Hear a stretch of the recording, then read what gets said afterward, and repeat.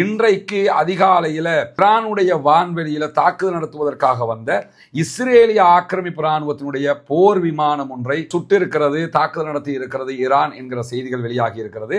Iran மேல attack பண்றான், ஈரானுக்கு அடிக்கிறான், அடிச்சு புட்டு ஈரானுடைய பெட்ரோலை வாங்கிக்க என்று சொன்னா எப்படி இருக்கும்? அமெரிக்க அதிபர் டொனால்ட் ட்ரம்ப் வளம மாதிரி இன்னைக்கும் ஒரு கம்பியை கட்டுற கதையை சொல்லியிருக்கிறார். என்னன்னு கேட்டா 4 முதல் 6 வாரங்களில் யுத்தம் முடிவுக்கு வரும், 1.5 மாசத்துக்குள்ள யுத்தத்தை முடிப்போம்னாரு.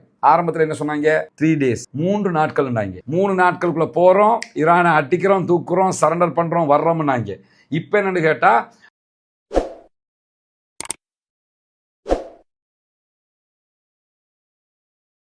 அன்பிற்கினிய சகோதர சகோதரிகளை நம் அனைவர் மீதும் ஏக இறைவனுடைய அமைதியும் கருணையும் உண்டாகட்டுமாக என்கிற உயரிய பிரார்த்தனைகளோடு 2 ஆண்டுகளுக்கு மேலாக காசா மீதான இஸ்ரேலிய ஆக்கிரமிப்பு இராணுவத்தினுடைய யுத்தம் உச்சமாக தொடர்ந்த நிலையில அந்த யுத்தம் தற்போது ஒரு யுத்த நிறுத்தமாக மாற்றப்பட்டு இன்றோடு 162வது நாட்களை நாம் தாண்டி கொண்டிருக்கிறோம். இந்த சந்தர்ப்பத்திலே மத்திய கிழக்கிலே குறிப்பாக ஈரானை இலக்கு வைத்து அமெரிக்க இஸ்ரேலிய தாக்குதல்கள் உச்சமாக தொடர்ந்து கொண்டிருக்கக்கூடிய சூழல்ல ஈரானும் அதற்கு பதிலடியாக உலகமே ஸ்தம்பிக்கிற விதமாக ஹொர்முஸ் நீர்நிலையை மூடியிருக்கிறது.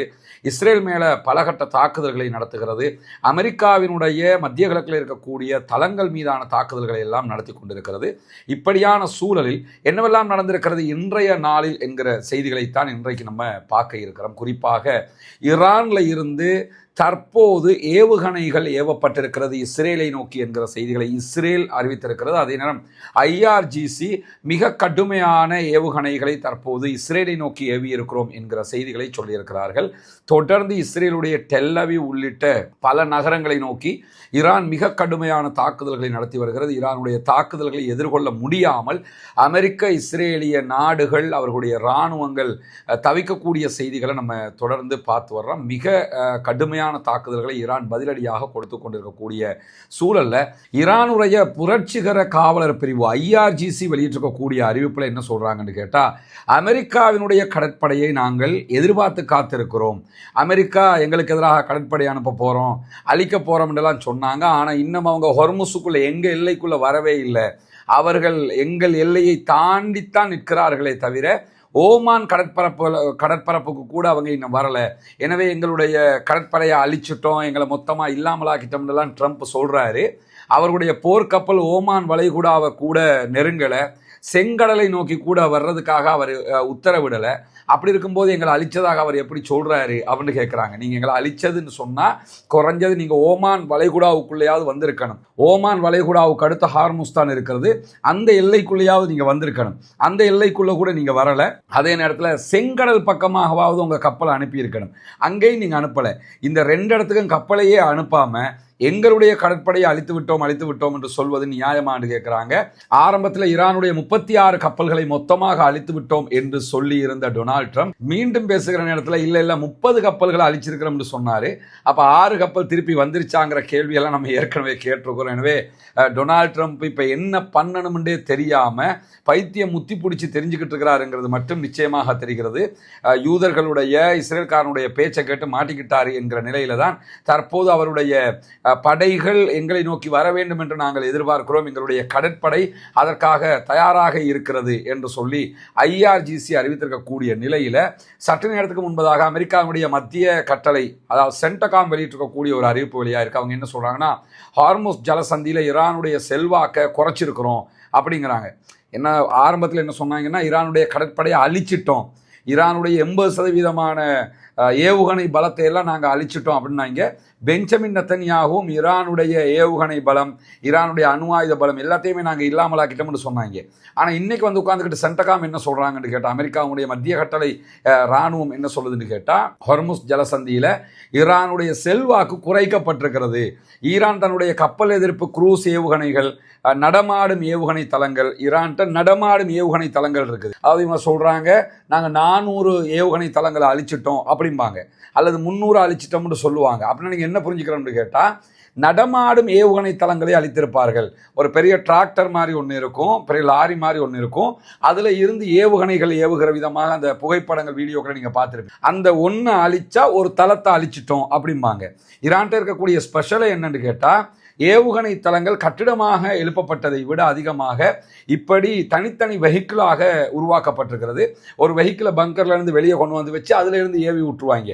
இந்த மாதிரி ஏவுகிற தளங்களைத்தான் அழித்திருக்கிறோம் என்று இவர்கள் சொல்லிக் கொண்டிருக்கிறார்கள். இவங்க சொல்ற மாதிரி 400-500 அழிச்சிருந்தால் கூட அது ஈரானுக்கு எந்த பாதிப்பையும் ஏற்படுத்தாது. காரணம் என்னன்னா 400 ஏவுகணை அழிச்சிருக்கிறாங்க அர்த்தம், அவ்வளவுதான். தவிர 400 ஏவுகணை ஏவும் தளம் என்று சொல்லி இந்த உலக நாடுகளில் ஏவுகணை ஏவும் தளம் இருக்கும்ல, அந்த மாதிரி நினைச்சிடக்கூடாது. ஈரான் எல்லாத்தையுமே சீப் அண்ட் பெஸ்டாக சிம்பிளாக எல்லாத்தையுமே செஞ்சிருக்கிறாங்க. அதனாலதான் அவர்களுடைய வெற்றியை நோக்கி அவர்களால் நகர முடியக்கூடிய சூழல்ல இந்த ஹொர்முஸ் நிலப்பரப்பில் நீர்ப்பரப்பில் இருக்கக்கூடிய ஈரானுடைய குரூஸ் ஏவுகணைகள், நடமாடும் ஏவுகணை தளங்கள், அதே மாதிரி ஏவுகணைகளை சேமித்து வைக்கக்கூடிய அந்த சேமிப்பகங்கள், இந்த மாதிரி பகுதிகள், நிலத்தடிக்கு கீழே இருக்கக்கூடிய ஈரானுடைய பங்கர்கள் என்று சொல்லி இந்த பகுதிகள் மீதெல்லாம் இதுவரைக்கும் அவர்கள் 5000 பவுண்டு, அதாவது 2270 கிலோ பெறுமதியான பல பங்கர் பஸ்டர் பாம்புகளை நாங்கள் போட்டு இந்த ஹொர்முஸ் ஜலசந்தியை அச்சுறுத்தக்கூடிய ஈரானுடைய பலத்தை குறைச்சிருக்கிறோம்ங்கிறாங்க. இப்போ நீங்கள் குறைச்சிருக்கிறீங்களா இல்லையாங்கிறத நீங்கள் முதல்ல முடிவெடுக்கணும். என்ன காரணம்னா, அதிபர் சொல்கிறாரு நாங்கள் மொத்தமாக அழிச்சிட்டோம்ங்கிறாரு, கடற்படையை இல்லாமல் ஆக்கிட்டோம்ங்கிறாரு. இவங்க சொன்ன விதத்தில் பார்த்தா இப்போ ஈரானில் ஒரு யுத்தமே நடக்கக்கூடாது, ஈரான் டோட்டல் சரண்டர் ஆகியிருக்கணும். எனவே கம்பி கட்டிக்கிட்டே இருக்கிறாங்கிறத புரிஞ்சுக்கிறங்க. கரெக்டான செய்திகள் ஈரான் தருகிற வரைக்கும் இவர்கள் சொல்வது பொய் என்பதைத்தான் நாம் புரிந்து கொள்ள வேண்டும். ஏன்னா இவங்களால ஜெயிக்க முடியாமல் இருக்கிறதுனால எதை சொல்லணும்னு தெரியாமல் எதையோ உலர்த்தி கொட்டி கொண்டிருக்கிறாங்கிறத மட்டும் நம்ம புரிய முடிகிறோம். அதே நேரத்தில் இன்றைய தினம் ஈரானுடைய நட்டான்ஸ் மீது தாக்குதல்கள் நடத்தப்பட்டிருக்கிறது. நட்டான்ஸுங்கிறது ஈரானுடைய மிக பாரிய ஒரு யுரேனியம் செறிவூட்டக்கூடிய சென்டராக இருக்கிறது, அணு தயாரிப்பதற்குரிய சென்டராக இருக்கிறது. அந்த சென்டர் மேலே இன்றைக்கு அமெரிக்க இஸ்ரேலிய ஆக்கிரமிப்பு இராணுவம் தாக்குதல்களை நடத்தி இருக்கிறது. இந்த தாக்குதல்கள் எங்கள் மீது நடத்தப்பட்டிருக்கிறது என்கிற செய்திகளை ஈரான் ஒப்புக்கொண்டிருக்கிறது. அதே இந்த தாக்குதல்களால் கதிர்வீச்சு கசிவுகள் எதுவும் ஏற்படவில்லை என்று சொல்லியும் சர்வதேச அணுசக்தி முகமைக்கு தொடர்பான தகவல்கள் கொடுக்கப்பட்டிருக்கிறது என்கிற செய்திகளையும் ஈரான் இன்றைக்கு வெளியிட்டிருக்கக்கூடிய செய்திகளை பார்க்க முடியும். ஈரானுடைய செறிவூட்டப்பட்ட யுரேனியம் இங்கே இருக்குன்னு நினைச்சுக்கிட்டு தான் அடிச்சுக்கிட்டு இருக்கிறாங்க. உண்மையிலே அங்கே இருக்குதா இல்லையாங்கிறது அல்லாஹு ஆலம் ஈரானுக்கு மாத்திரம்தான் தெரிந்திருக்கக்கூடிய விஷயமாக இருக்கிறது. ஏன்னா வேறு யாருக்கும் இதுவரைக்கும் தெரிஞ்சிருந்தா அந்த இடங்களை இந்த அளவுக்கு தாக்கியிருக்க மாட்டாங்க, இதை விட அகோரமாக தாக்கியிருப்பார்கள். செறிவூட்டப்பட்ட யுரேனியத்தை ஈரான் எங்கு வைத்திருக்கிறது என்பதை பொறுத்தவரையில் ஈரானுடைய அப்பாஸ் அராக்சி என்ன சொல்றாருன்னா, ஃபாரின் மினிஸ்டர் என்ன சொல்றாருன்னு கேட்டா, நாங்க இஸ்பான்லையும் நட்டான்ஸ்லையும் கீழே தான் வச்சிருக்கோம், நீங்க தான் குண்டு போட்டியல்ல அப்படிங்கிறாரு. அது மறைப்பதற்கான ஒரு உத்தியாக அவர்கள் பயன்படுத்துவதை போன்று தெரிகிறது. வேறு எங்கோ அவர்கள் அதை வைத்திருக்கிறார்கள் என்பதையும் நம்ம புரிந்து கொள்ளுகிறோம். அதே நேரத்தில் இன்றைக்கு அதிகாலையில் ஈரானுடைய வான்வெளியில் தாக்குதல் நடத்துவதற்காக வந்த இஸ்ரேலிய ஆக்கிரமிப்பு இராணுவத்தினுடைய போர் விமானம் ஒன்றை சுட்டிருக்கிறது, தாக்குதல் நடத்தி இருக்கிறது ஈரான் என்கிற செய்திகள் வெளியாகி இருக்கிறது. இந்த தாக்குதல் சம்பவம் நமக்கு தெரியும். ஏற்கனவே அமெரிக்காவுடைய F-35 அடிச்சிட்டாங்க. அடுத்ததாக இன்னைக்கு இஸ்ரேலுடைய தாக்குதல் விமானத்து மேல தாக்குதல் நடத்தி இருக்கிறாங்க. நாங்கள் ரேடாருக்கு சிக்க மாட்டோம், நாங்களாம் ரொம்ப புத்திசாலிகள், எங்கள் ஆயுதம் தான் உலகத்திலே பவர்ஃபுல்லானதுன்னாங்க. எல்லாத்தையுமே வச்சு செஞ்சுக்கிட்டு இருக்கிறாங்கிறது மட்டும் நல்லா நமக்கு பார்க்க முடிகிறது, தெரிய முடிகிறது. அதே நேரத்தில் ஈரானுடைய வான்பரப்பில் இந்த யுத்த விமானங்கள் எதிர்ப்புக்குள்ளானது, தாக்குதலுக்குள்ளானது இஸ்ரேலிய ஆக்கிரமிப்பு இராணுவமும் ஒப்புக்கொண்டிருக்கக்கூடிய செய்திகளில் இதுவரைக்கும் 200க்கும் மேற்பட்ட வான்வழி தாக்குதல் விமானங்கள், அதே போன்று ட்ரோன்கள், குரூஸ் ஏவுகணைகள் என்று 200க்கும் மேற்பட்ட இது போன்ற வான்வழி ஆயுதங்களை நாங்கள் அளித்திருக்கிறோம் என்கிறது IRGC, இஸ்ரேலுடைய அமெரிக்காவினுடைய வான்வழி ஆயுதங்கள் அளிக்கப்பட்டிருக்கிறது என்கிற செய்திகளும் இன்றைக்கு வெளியாகி இருக்கிற. அதே நேரம் இன்னைக்கு ஈரானுடைய ஹேக் பண்ணக்கூடிய ஒரு குழு இருக்கிறாங்க, ஹம்தலா என்று சொல்லுவாங்க. அதுக்கு இவங்க ஈரானுடைய ஹேக்கர் குழு வெளிநாடுகளில் இருக்கக்கூடிய இந்த மொசாது செய்கிற வேலையை விட அபரிமிதமான வேலைகளை இவங்க பண்ணுவாங்க. வெளிநாடுகளில் இருக்கக்கூடியவங்களுடைய இமெயிலை ஹேக் பண்ணுவாங்க, அவங்களுடைய வெப்சைட்டை ஹேக் பண்ணுவாங்க, அவங்களுடைய தரவுகளை பெற்றுக்கொள்வார்கள். இப்படி இன்றைக்கு ஈரானுடைய ஹேக்கர்ஸ் குழுவாக இருக்கக்கூடிய ஹம்தலா வெளியிட்டிருக்கக்கூடிய அறிவிப்பில் இஸ்ரேலுடைய மூத்த ஜெனரலாக செயல்பட்ட ஈரான் தொடர்பான பல தாக்குதல்களுக்கு அடிப்படையாக இருந்த பிரிகேடியர் ஜெனரல் எரான் ஓட்ரலினுடைய இமெயிலை மொத்தமாக நாங்கள் ஹேக் பண்ணியிருக்கிறோம். அதில் கிட்டத்தட்ட 1 லட்சம் ரகசிய மின்னஞ்சல்களை பெற்றுக்கொண்டிருக்கிறோம் என்று அறிவித்திருக்கிறது. ஈரான் மேலே, காசா மேலே, அப்பாவி மக்கள் வாழக்கூடிய நாடுகள் மேலே எல்லாம் இஸ்ரேல் நடத்திய தாக்குதல்களுக்கான திட்டமிடல்கள் இதிலே இருக்கிறது, எதிர்கால திட்டங்களும் இதிலே இருக்கிறது. இப்படி பல ரகசியங்களை நாங்கள் அதில் இருந்து பெற்றுக்கொண்டிருக்கிறோம் என்று சொல்லி இஸ்ரேலுடைய மிகப்பெரிய ஒரு ஜெனரலுடைய இமெயிலையே ஹேக் பண்ணிட்டோம் என்று சொல்லி இன்றைக்கு ஈரானுடைய ஹேக்கர்ஸ் குழுவாக இருக்கக்கூடிய ஹம்தலா வெளியிட்டிருக்க வெளியிட்டிருக்கக்கூடிய செய்திகளை நம்ம பார்க்க முடிகிறோம். அதே நேரத்தில் நம்ம ஏற்கனவே ஒரு வீடியோ போட்டிருந்தோம். டியாகோ கார்சியா மேலே இன்றைக்கு ஈரான் தாக்குதல் நடத்தி இருக்கிறது. டியாகோ கார்சியாங்கிறது ஈரானிலிருந்து 4000 கிலோமீட்டர் தொலைவில் இருக்கக்கூடிய அமெரிக்க பிரித்தானிய இராணுவ தளமாக இருக்கிறது. அந்த தளத்தில் மேலெல்லாம் ஈரான் தாக்குதல் நடத்த வாய்ப்பு இல்லை என்று சொல்லித்தான் நினச்சிக்கிட்டு இருந்தாங்க. ஏன்னா ஈரான் இடத்துல 2000 கிலோமீட்டர் வரைக்கும் சென்று தாக்குகிற ஏவுகணைகள் தான் இருக்குது. அதனால தான் இஸ்ரேலுக்கு அவங்க தாக்கிக்கிட்டு இருக்கிறாங்க. இஸ்ரேலை தாக்குறது தான் அவங்களுடைய நோக்கம்னு நினச்சிக்கிட்டு இருந்த நேரத்தில் தான் டியாகோ கார்சியாங்கிறது ஈரான்லேருந்து 4000 கிலோமீட்டர், இலங்கைக்கெல்லாம் கீழே இருக்கும் அந்த தீவு, 4000 கிலோமீட்டர் தொலைவில் இருக்கக்கூடிய தீவு. அந்த தீவில் இருக்கக்கூடிய அமெரிக்காவினுடைய அதே போன்று பிரித்தானியாவுடைய தளங்கள் மீது இன்றைக்கு தாக்குதல் நடத்தி இருக்கிறாங்க. எனவே ஈரானிடத்தில் யாருக்கும் தெரியாத பல நீண்ட தூர ஏவுகணைகள் இருக்கிறது என்பது அறியப்பட்டிருக்கிறது. அதே நேரத்தில் அந்த ஏவுகணை தூரத்தை வச்சு பார்க்கும்போது அவங்க லண்டன் மேலே, பிரித்தானியா மேலேயே தாக்குதல் நடத்த முடியும். ஏன்னா டியாகோ கார்சியா மேலே தாக்குதல் நடத்த முடியும்னா அதே அளவுக்கு அவங்க லண்டன் மேலே தாக்குதல் நடத்த முடியும். அதே நேரத்தில் ஆய்வாளர்களுடைய கருத்துக்கள் பிரகாரம், இன்றைக்கு அல் ஜசீரா ஒளிபரப்பக்கூடிய செய்திகள் பிரகாரம், ஈரானிடத்தில் கண்டம் விட்டு கண்டம் பாய்கிற ஏவுகணைகள் இருப்பதற்கான வாய்ப்பு இருக்கிறது.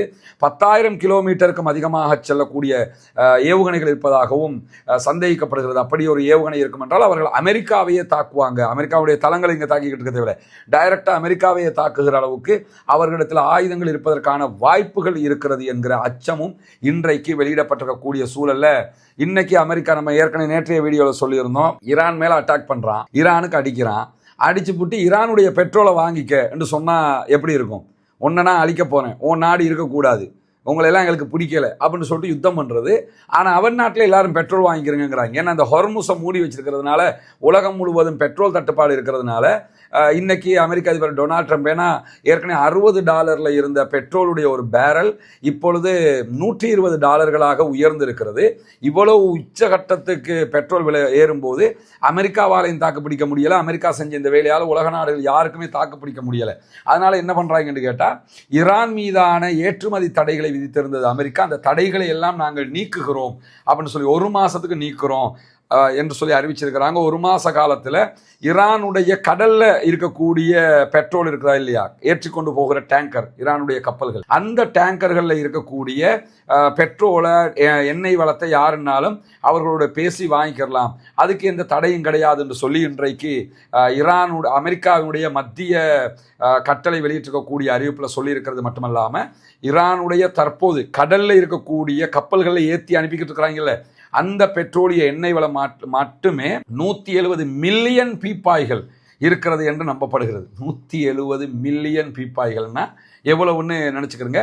அவ்வளவு எண்ணெய் பீப்பாய்கள் கடல்ல இருக்கிறது ஈரானுடைய. அவைகள் நீங்கள் விலை பேசி யாருனாலும் வாங்கிக்கலாம், அதுக்கு நாங்கள் தடையை நீக்கிறோம் இருக்காங்கன்னா வேற வழி இல்லை. அந்த தடையாவது நீக்கினா தான் தற்போது இந்த பெட்ரோல் தட்டுப்பாட்டை ஓரளவுக்கு சரி செய்ய முடியும் என்கிறது நாங்கள் பார்க்க முடியும். என்று கேட்டால், ஒரு நாளைக்கு ஹொர்முஸ் வழியாக 20 மில்லியன் பீப்பாய்கள் பெட்ரோல் பெர் டே போய்கொண்டிருந்தது, எண்ணெய் உற்பத்தி பொருட்கள் போய்கொண்டிருந்தது. இப்பொழுது 0% அது மாறி இருக்கிறது. அதுவல்லாமல் துபாயில் இருக்கக்கூடிய ரிஃபைனரி சென்டருங்கிறது ஒரு பெரிய சேமிப்பு கிடங்காக அது வைக்கப்பட்டிருந்தது. அதிலிருந்து குழாய் வழியாக ஒரு நாளைக்கு 4.5 மில்லியன் பேரல்கள் அளவுக்கு போக முடியும் என்ற நிலையில் அதையும் அனுப்ப முடியாத அளவுக்கு தாக்குதல் நடத்திக்கிட்டு இருக்கிறாங்க ஈரான். இதை தாண்டி சவுதியுடைய யான்பு துறைமுகம் வழியாக பெட்ரோல் உற்பத்தி பொருட்களை அனுப்ப முடியும். அப்படி அனுப்பினால் கூட அவங்க செங்கடலை தாண்ட வேண்டி இருக்குங்கிறதுனால அதையும் செய்ய முடியாது. ஈரான் அதையும் பிளாக் பண்ணி வச்சுக்கிட்டு இருக்கிறதுனால எல்லா பக்கமும் சுற்றி சுற்றி அணையை கட்டி வச்சிருக்கிறான். எதுவும் பண்ண முடியாதுங்கிறதுனால தான் ஈரானுடைய இந்த பெட்ரோலை வாங்கிக்கிறங்க என்கிற கேவலமான ஒரு முடிவுக்கு தற்போது பணிந்து வந்திருக்கிறது அமெரிக்காங்கிறதை நம்ம பார்க்கிறோம். அதே நேரத்தில் அமெரிக்க அதிபர் டொனால்ட் ட்ரம்ப் வளம மாதிரி இன்றைக்கும் ஒரு கம்பியை கட்டுற கதையை சொல்லியிருக்கிறார். என்னன்னு கேட்டால், 4 முதல் 6 வாரங்களில் யுத்தம் முடிவுக்கு வரும், 1.5 மாசத்துக்குள்ள யுத்தத்தை முடிப்போம்னாரு. ஆரம்பத்தில் என்ன சொன்னாங்க? 3 days, 3 நாட்கள். 3 நாட்களுக்குள்ள போறோம், ஈரானை அட்டிக்கிறோம், தூக்குறோம், சரண்டர் பண்றோம், வர்றோம்னாங்க. இப்போ என்னன்னு கேட்டால், ஆல்ரெடி யுத்தம் 20 நாளை தாண்டி போய்கிட்டு இருக்குது. இப்போ அவர் என்ன சொல்றாருன்னா, இன்னும் 6 வாரங்கள், கிட்டத்தட்ட 1.5 மாசத்துக்கு போயிடும், 1.5 மாசம் வரைக்கும் யுத்தம் பண்ணுவோம், 1.5 மாசத்துக்கு பிறகு சொல்லுவார் இன்னொரு 6 மாசம் அப்படிம்பாரு. இப்போ என்னன்னு கேட்டால் முடியல. இப்போ தோல்வி அடைஞ்சாச்சு, தோல்வியை ஒத்துக்கொண்டு ரிட்டர்ன் போக முடியல. எப்படியாவது வெல்றதுக்கு ஒரு வாய்ப்பு கிடைக்காதான்னு சொல்லி அங்கே அடிச்சிட்டோம் இங்கே அடிச்சிட்டோம்னு கதையாக சொல்லிக்கிட்டு இருக்கிறாங்களே தவிர, ஏன்னா டெய்லி ட்வீட் போட்டுக்கிட்டு இருக்கிறாரு, டெய்லி சோசியல் மீடியாவில் ஃபுல் பிஸி தலைவர். அவ்வளவு எழுதிக்கிட்டு இருக்கிறாரு அமெரிக்க அதிபர் டொனால்ட் ட்ரம்ப்ங்கிறத பார்க்க முடியும். கமெண்ட் அடிக்கிறது தான் தலைவனுக்கு வேலையாக போயிடுச்சு. அந்த அளவுக்கு லட்சணம் மாறி போயிருக்கக்கூடிய சூழல்ல ஒரு 6 வாரங்களில் யுத்தத்தை நாங்கள் முடிப்போம், ஈரானுடைய இராணுவத்தை முடக்கிறதுலையும் அணு ஆயுதத்தை தயாரிக்கிற ஈரானுடைய திறனை பாதிப்பை உண்டாக்குவதிலையும் அமெரிக்கா கணிசமான முன்னேற்றத்தை கண்டிருக்கிறது. எப்படி சொல்லியிருக்காங்கன்னா, ஜெயிச்சிட்டோம் என்று சொன்னதை தாண்டி இப்ப ஜெயிச்சிட்டோம் என்று சொன்னாங்க, இப்ப கொஞ்சம் முன்னேறி இருக்கிறோம் அப்படிங்கிறாங்க. ஏன்டா இந்த பொழப்புன்னு கேட்குற அளவுக்கு நிலைமை மாறி போயிருக்கிறத நாங்கள் பார்க்க முடியும். என்னன்னா, காசா அப்பாவிகள் மேலே அவ்வளவு அநியாயத்தை செஞ்சு அவ்வளவு குண்டுகளை போட்டு எவ்வளவு பாடுபடுத்தினாங்கிறதெல்லாம் நமக்கு தெரியும். அவர்கள் கேட்ட பிரார்த்தனைகள் எதுவும் வீண் போகாது, நம்ம கேட்ட பிரார்த்தனைகள் எதுவும் வீண் போகாது. அல்லாஹ் தஆலா அதை வீணடிக்க மாட்டான். இன்னைக்கு ஈரானிடம் அதற்கு தேவையான பதிலடியை வாங்கி கட்டி கொண்டிருக்கிறார்கள். மிக பெரும் திருப்தியான ஒரு பதிலடியை ஈரான் கொடுத்து கொண்டிருக்கிற இந்த ஆக்கிரமிப்பாளர்களுக்கு எதிராக என்பதை நம்ம பார்க்கிற அதே நேரத்தில் இன்னைக்கு வடக்கு இஸ்ரேல், நார்த் இஸ்ரேல் பகுதி, அதே போன்று இஸ்ரேலுடைய ஃபோர்ஸஸ் இருக்கக்கூடிய பகுதிகள் மேலெல்லாம் ஒரே நாளில் 55 பாரிய தாக்குதல்களை நடத்தி இருக்கிறது ஹிஸ்புல்லாக்கள் என்கிற செய்தி வெளியாகி இருக்கிறது. சவுதி அரேபியா மேலே இன்றைக்கு நடத்தப்பட்டிருக்கக்கூடிய தாக்குதல்களில் 8 ஆளில்லா விமானங்களை சவுதி அரேபியா சுட்டு வீழ்த்தி இருக்கிறது என்கிற செய்திகள் வெளியாகி இருக்கிறது. 8 ஆளில்லா விமானங்கள் யார் ஏவினாங்கிறத சவுதி அரேபியா சொல்லலை. ஈரான் தான் ஏவி இருந்தால் ஈரான் ஏவினா என்று சொல்லியிருப்பாங்க.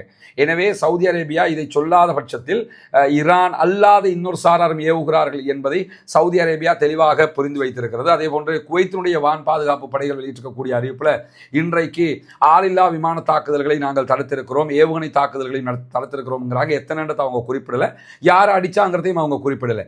ஏன்னா இன்னைக்கு சவுதி மேலையும் குவைத் மேலையும் ஈரான் தாக்குதல் நடத்தியதாக எங்கேயுமே அறிவிக்கலை. எனவே மூன்றாம் தரப்பாக அமெரிக்க இஸ்ரேலுடைய கள்ள கூட்டணி ஈரானுடைய பெயரை பயன்படுத்தி அரபு நாடுகள் மேலே அட்டாக் பண்ணுறானுங்கிறதுக்கு இது ஒரு சான்றாக இருக்கிற அதே நேரத்தில் 3 பாலிஸ்டிக் ஏவுகணைகள் மற்றும் 8 ட்ரோன்களை ஐக்கிய அரபு அமீரகத்தில் நாங்கள் இடைமறிச்சிருக்கிறோம் அப்படின்னு சொல்கிறாங்க. இன்றைக்கும் யுஏஇ மேலே ஈரான் தாக்குதல் நடத்தலைங்கிறது தெளிவான ஒன்று. ஆனால் இன்றைக்கு 3 பாலிஸ்டிக் ஏவுகணைகளையும் 8 ட்ரோன்களையும் நாங்கள் தடுத்திருக்கிறோம்னு யுஏஇ சொல்லியிருக்கிறாங்க. ஈரான் தாக்கினா நாங்கள் தாக்கினோம். ஈரான் இன்றைக்கு எச்சரிக்கை தான் விடுத்திருக்கிறாங்க, ராசல் ஹைமா பகுதிகள் எல்லாம் கடுமையான தாக்குதல்களை நாங்கள் நடத்துவோம்.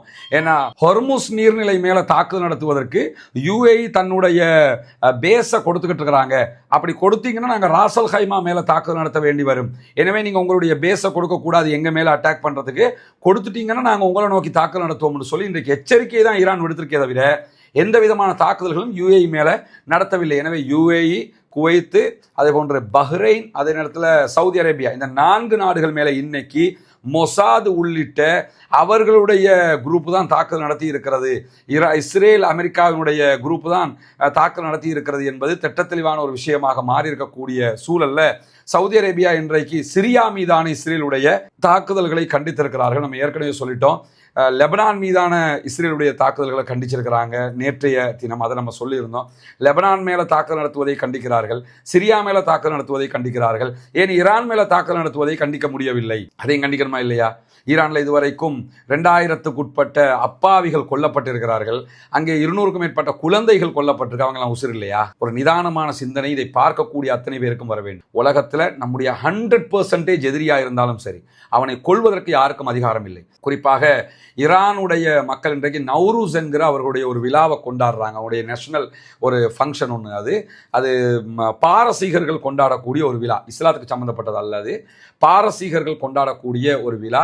அந்த விழாவை ஈரானிய மக்கள் கொண்டாடி கொண்டிருக்கக்கூடிய சூழலில் அவங்களுக்கு வாழ்த்து தெரிவித்திருக்கக்கூடிய விளாதிமிர் புட்டின் அவங்க என்ன சொல்கிறாங்கன்னா, மாஸ்கோ, அதாவது ரஷ்யாங்கிறது தெஹரானுடைய ஈரானுடைய விசுவாசமான நண்பனாகவும் அதே நேரத்தில் கூட்டாளியாகவும் எப்போதும் நாங்கள் தொடர்ந்துகிட்டு இருக்கிறோம். ஈரானிய மக்கள் கடுமையான சோதனைகளை கண்ணியத்தோடு கடந்து வர வேண்டும் என்று சொல்லி விளாதிமிர் புட்டின் வாழ்த்தி இருக்கிறதோடு இந்த இக்கட்டான காலகட்டத்தில் ரஷ்யா ஈரானோடு விசுவாசமான நண்பனாகவும் கூட்டாளியாகவும் தொடரும். எனவே என்ன நடந்தால் நாங்கள் உங்களோட இருப்போம்.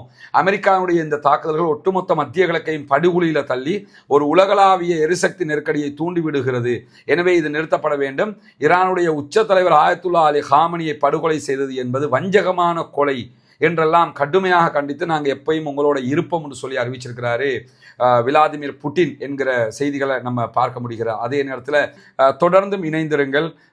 மத்திய கிழக்கில் என்ன நடக்கிறது என்கிற செய்திகளை நாம் தொடர்ந்து சொல்லிக் கொண்டிருக்கிறோம். தொடர்ந்தும் இந்த நிமிஷம் வரைக்கும் ஈரானுடைய கை ஓங்கி இருக்கிறது என்பதை நாம் அவதானிக்க முடிகிறது. ஈரான் வெற்றியை நோக்கி போய்கொண்டே இருக்கிறது. அமெரிக்கா பின்னடைவை சந்தித்துக் கொண்டே இருக்கிறது. ஆக்கிரமிப்பாளர்கள் ஓய வேண்டும், ஆக்கிரமிப்புகள் நிறுத்தப்பட வேண்டும், அப்பாவிகள் மீதான தாக்குதல்கள் நிறுத்தப்பட வேண்டும், முழு உலகம் அமைதி பெற வேண்டும், மத்திய கிழக்கு அமைதி பெற வேண்டும் என்கிற பிரார்த்தனைகளோடு ஆக்கிரமிப்பாளர்களுக்கு தொடர்ந்தும் ஜனநாயக ரீதியாக குரல் போமாக வாகிறது. அவ்வானா அல்ஹம்துலில்லாஹி ரப்பில் ஆலமீன்.